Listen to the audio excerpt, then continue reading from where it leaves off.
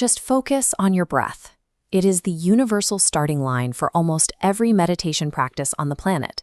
The instruction comes with a heavy implication that inhaling and exhaling with quiet awareness is a reliable escalator to deep, compounding peace and unbroken focus. Yet behind the scenes of all that supposed tranquility is a harsh reality. Millions of people sit down, try to follow their breath, and immediately crash into a wall. They end up dealing with completely blocked focus, unexplained tension headaches, or sudden spikes of anxiety. When this happens, the standard reaction is instant self-blame. You assume you lack discipline, you can't quiet your mind, or you are simply bad at meditating. But you aren't the problem. The object you are trying to focus on, the breath itself, has hard-coded structural limits that cause the entire meditative system to crash. To understand why this happens, we have to look at a foundational rule of attention. Human focus naturally anchors to and takes on the exact properties of the object it observes. The breath is a physical, discontinuous biological process. You inhale, pause, exhale, pause again. If you map smooth attention onto that broken pattern, your focus constantly restarts, breaks, and fluctuates.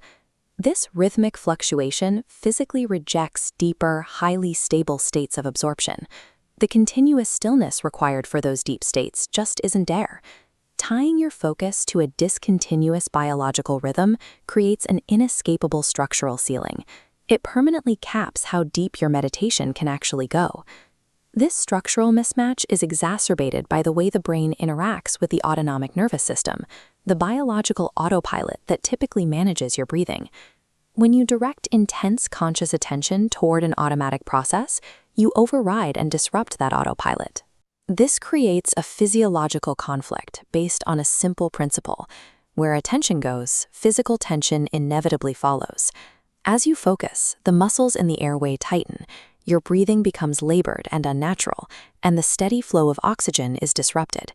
This tightness creates a physical bottleneck.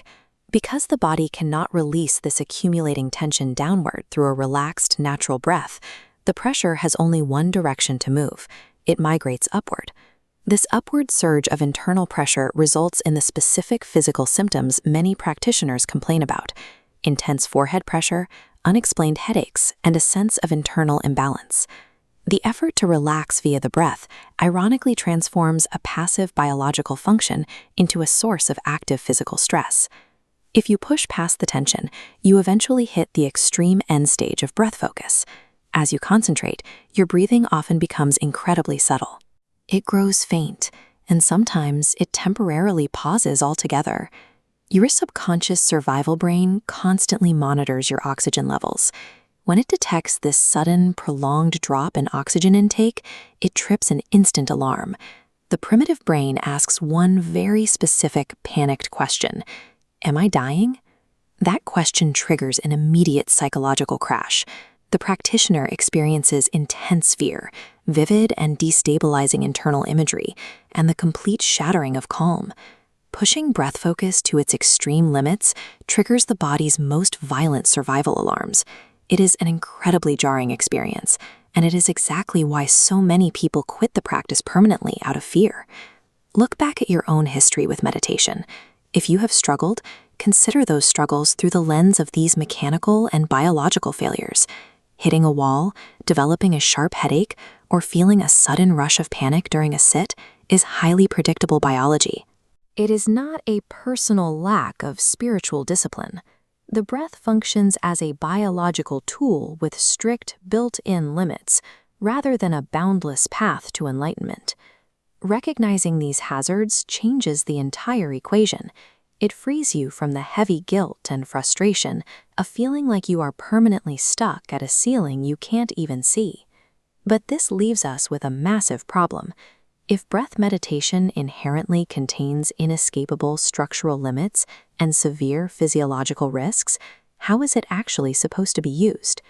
Stripping away our false assumptions about the breath is the necessary first step to finally breaking through that ceiling. The exact mechanics of how to do that is what we will explore in the next episode.